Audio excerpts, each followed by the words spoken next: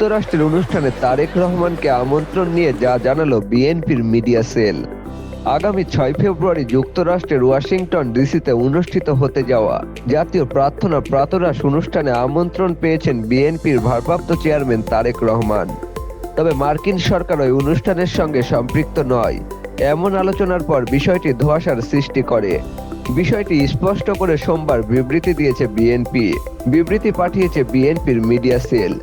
Media সেলের বিবৃতিতে বলা হয়, ৬ ফেব্রুয়ারি ওয়াশিংটন ডিসিতে অনুষ্ঠিত জাতীয় প্রার্থনা প্রাতরাশ অনুষ্ঠানে বাংলাদেশ জাতীয়তাবাদী দলের ভারপ্রাপ্ত চেয়ারম্যান তারেক রহমানের আমন্ত্রণ সম্পর্কে কিছু সংবাদের প্রেক্ষিতে বিএনপি মিডিয়া সেলের পক্ষ থেকে আমরা সংশ্লিষ্ট সবাইকে জানাতে চাই, অনুষ্ঠানটি মার্কিন সরকার আয়োজন করে না।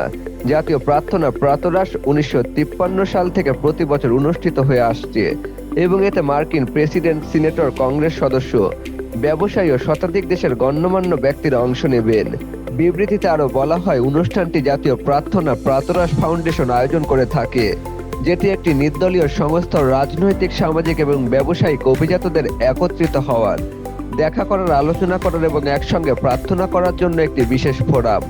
এই ফাউন্ডেশন মার্কিন নীতি নির্ধারণে অত্যন্ত গুরুত্বপূর্ণ এবং বিশ্বশান্তি ও ভ্রাতৃত্ব প্রতিষ্ঠায় নিবেদিত।